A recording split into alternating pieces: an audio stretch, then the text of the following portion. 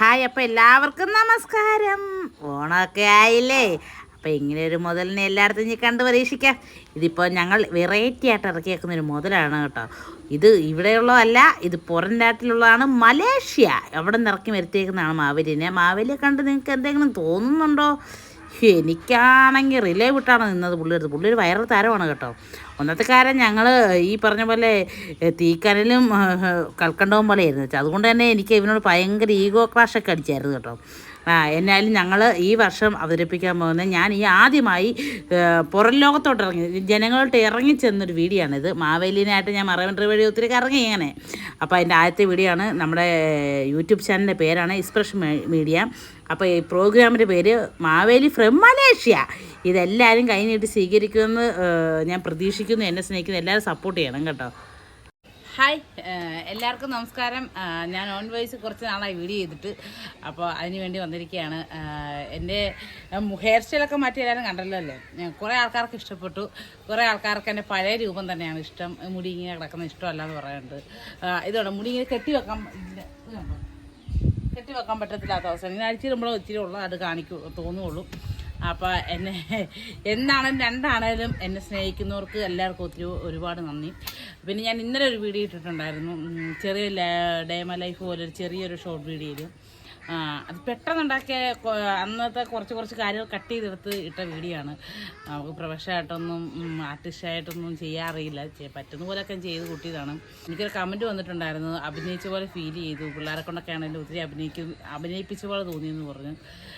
നമ്മൾ വേറൊന്നും ഓർത്തിട്ടല്ലായിരുന്നു, നമ്മൾ ചെറിയൊരു ഡേ മൈ ലൈഫ് ചെറിയൊരു രീതിയിലോട്ട് അടുക്കി എടുത്ത് വെച്ചതാണ്. അത് നിങ്ങളത്തെ ഒരു ലോങ് വീഡിയോ ആണ്. ലോങ് വീഡിയോ ഞാൻ ചെറുതാക്കി ഷോർട്ടാക്കി 1 മിനിറ്റത്തോളം സാധനം ആക്കിയതാണ്. ഇനി അടുത്ത വീഡിയോകളിലൊക്കെ ഞാൻ ശ്രദ്ധിച്ചോളാം കേട്ടോ. ഇച്ചിരി ബെറ്ററായിട്ട് ചെയ്യാനും നോക്കാനും ഒക്കെ ശ്രദ്ധിച്ചോളാം. അപ്പോൾ അങ്ങനെയുള്ള കാര്യങ്ങളൊക്കെ എനിക്ക് പറഞ്ഞു തരണം.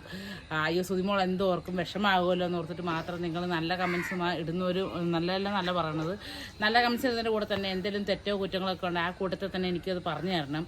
സുതിമോൾ എങ്ങനെയുണ്ട്, അത് തെറ്റാണ്, അത് ശരിയാണെന്ന് പറഞ്ഞു തരണം. എന്നാലേ എനിക്ക് ആ തെറ്റ് തിരുത്താൻ പറ്റത്തുള്ളൂ. അതൊന്ന്. 2, നാളെ ഞാൻ കളർ കോഡ് ജോബ്സ് അക്കാഡമിയിൽ വരുന്നുണ്ട്, ഇനാഗ്രേഷൻ ഉണ്ട്. അപ്പോൾ അതിന് വേണ്ടി കളർ കോഡാണ് ജോബ്സ് അക്കാഡമി. അപ്പോൾ അവിടെ പോയിട്ടുള്ള കുറച്ച് വീഡിയോയും കാര്യങ്ങളൊക്കെ നാളത്തെ വീഡിയോയിൽ കാണിക്കുന്നതായിരിക്കും. അവിടുത്തെ കുറച്ച് ഡീറ്റെയിൽസ് ആയിട്ട് നമുക്ക് കാണിക്കാനും പറയാനൊക്കെ ഉണ്ട്. അപ്പോൾ അതൊക്കെ നമുക്ക് അവിടെ ചെല്ലുമ്പോൾ കാണിച്ചു തരാം. ഇനാഗ്രേഷൻ്റെ കൂടെ തന്നെ അത് നമുക്ക് കാണിച്ചു തരാം കേട്ടോ. ഇതാണ് സുധി, വീടൊന്നും ആയില്ല എന്ന് ചോദിക്കുന്നുണ്ട്. അതിനുള്ള മറുപടി എന്ന് വെച്ചാൽ, ഞാൻ എല്ലാ വീഡിയോയിലും തന്നെ പറയുന്നതാണ്, അപ്ഡേഷൻ കിട്ടാത്ത ആൾക്കാരുണ്ടാവും, അല്ലെങ്കിൽ ആ വീഡിയോ കാണാത്ത ആൾക്കാരുണ്ടാവും. അവർക്ക് വേണ്ടി പറയുകയാണ്, നമ്മുടെ ബാങ്കിൽ ഞാൻ ലോൺ വെച്ചേക്കായിരുന്നു. ലോണിൽ എല്ലാം പാസ്സായി പോയതായിരുന്നു. അപ്പം തിരിച്ചു വന്നിട്ടുണ്ട്. അത് വേറൊന്നുമല്ല, നമ്മളെ സ്കെച്ചും പ്ലാനും ഡീറ്റെയിൽസൊക്കെ കൊടുക്കണമായിരുന്നു. അത് 650 സ്ക്വയർ ഫീറ്റ് മതി എന്നാണ് ബാങ്കുകാർ പറഞ്ഞിരുന്നത്. അപ്പോൾ അങ്ങനെ ഞങ്ങൾ കൊടുത്ത് ആ സാധനം തിരിച്ചു വന്നു. അത് പറ്റൂല, 1000 സ്ക്വയർ ഫീറ്റ് വീടിൻ്റെ ക്ലച്ചും പ്ലാനും വേണമെന്ന് പറഞ്ഞു. അപ്പോൾ ഞങ്ങളെല്ലാം ഒന്ന് മാറ്റി തിരുത്തിയെടുക്കേണ്ടി വന്നു. അപ്പോൾ അതിൻ്റെ ശരിയായിട്ടുണ്ട്, ഇന്നലെ അയച്ചിട്ടുണ്ടെല്ലാം. അപ്പോൾ അതിന് പോയി റെഡിയായി ലോൺ പാസ്സായി വന്നതിന് ശേഷമാണ് നമുക്ക് കയ്യിലിരിക്കുന്നത് എല്ലാം കൂട്ടി പേയ്മെൻറ്റ് കൊടുത്ത് നമ്മുടെ പേരിലോട്ട് എഴുതാൻ പറ്റത്തുള്ളൂ. അപ്പോൾ അത്രയും കുറച്ച് താമസമുണ്ട്, ഒരു മാസം കേട്ടോ. ഒരൊറ്റ മാസം കഴിഞ്ഞ് കഴിഞ്ഞാൽ നമ്മൾ പേരിലൂടെ സ്ഥലം എഴുതിക്കാണ്. നമ്മുടെ മാരിയോ മേഡം കഴിഞ്ഞ ദിവസം എനിക്ക് മെസ്സേജ് വിട്ടിട്ടുണ്ടായിരുന്നു, എന്താ സുധിമോളെ നമ്മുടെ സ്ഥലത്തിൻ്റെ കാര്യം എന്തായി, നമുക്ക് വീട് വെക്കണ്ടേ മോനെ എന്നൊക്കെ മെസ്സേജ് വിട്ടിട്ടുണ്ടായിരുന്നു. അപ്പോൾ മേഡത്തിനോടും കൂടെ പറയുകയാണ്, നമുക്ക് ഇങ്ങനെയുള്ള പ്രശ്നങ്ങളൊക്കെ വന്നതുകൊണ്ടാണ്. അപ്പോൾ എത്രയും പെട്ടെന്ന് തന്നെ നമ്മൾ സ്ഥലം മേടിച്ച് എഴുതുന്നതായിരിക്കും. എല്ലാവരുടെ സ്വപ്നം, എൻ്റെ മക്കളുടെ ചേട്ടയുടെ മാത്രം സ്വപ്നമല്ല, എന്നെ സ്നേഹിക്കുന്ന എല്ലാവരുടെയും വലിയൊരു സ്വപ്നമാണ് സുധിമോൾക്ക് സ്വന്തമായൊരു വീട് എന്നുള്ളത്. ഞാൻ ആദ്യമായിട്ട് ഫ്ലോറിൽ വന്നപ്പോഴും ഞാൻ ഉള്ളിൽ തട്ടി പറഞ്ഞതും എനിക്ക് ഒരു വീട് വേണമെന്നുള്ള ഇതായിരുന്നു. കാരണം സ്വന്തമായിട്ട് പണ്ടുപോലെ നമ്മളെ ആട്ടിത്തുപ്പി മാറ്റി നിർത്തി കൊടുത്തുനിന്ന് ദൈവം രക്ഷിച്ച് ഇവിടെ വന്നിട്ട് നമുക്ക് സ്വന്തമായി സ്ഥലമില്ല, പെരയില്ല എന്നുള്ള രീതിയിൽ ഞങ്ങൾ ഒത്തിരി ആട്ട് കേട്ടിട്ടുണ്ട്. അപ്പോൾ ഒത്തിരി അനുഭവിച്ചിട്ടുണ്ട്. അപ്പോൾ അതിൽ കൂടെ ഞാൻ കത്തിക്കയറി വന്നാണ് എനിക്ക് സ്വന്തമായിട്ട് ഒരു സ്ഥലവും പേരയും വേണം എന്നുള്ള രീതിയിൽ ഞങ്ങൾ കഠിനാധ്വാനം കൊണ്ട് ഇവിടെ വന്ന് സങ്കടപ്പെട്ട കാര്യങ്ങളൊക്കെ ചിരിയോടെ പറഞ്ഞ് ഞാൻ ഇവിടെ കയറി വന്നത് അതിൻ്റെ വീട് എന്നൊരു സ്വപ്നത്തിലാണ്. അത് നടക്കും, അത് നടക്കാൻ പോവുകയാണെന്ന് ഉറച്ച വിശ്വാസമുണ്ട്.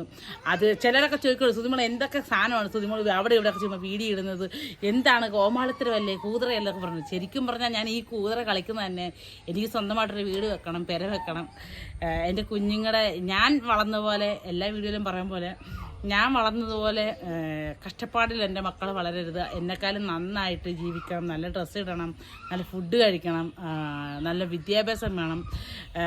ഇംഗ്ലീഷ് അറിയാൻ മേലാത്തതിൻ്റെ പേരിൽ ഞാൻ തല കുണിച്ച് എവിടെയെങ്കിലും നിന്നിട്ടുണ്ടെങ്കിൽ എൻ്റെ മക്കൾ അങ്ങനെ നിൽക്കരുത്, അവർ നല്ലതായിട്ട് പഠിക്കണം, എഡ്യൂക്കേഷൻ എന്താടാന്ന് ചോദിച്ചാൽ പോടാ എന്ന് പറയാനുള്ള ധൈര്യം വേണം.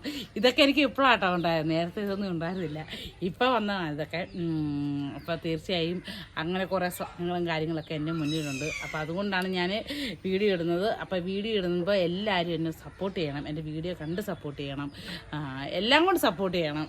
എനിക്കറിയാം എന്നെ കുറേ ആൾക്കാർ സ്നേഹിക്കുന്നുണ്ട് എന്നെനിക്കറിയാം, എന്നെ സപ്പോർട്ട് ചെയ്യുന്നുണ്ടെന്ന് എനിക്കറിയാം. ഇത് പറയാവോ എന്ന് എനിക്കറിയില്ല, ഇനി നെഗറ്റീവ് വരുമെന്ന് അറിയില്ല.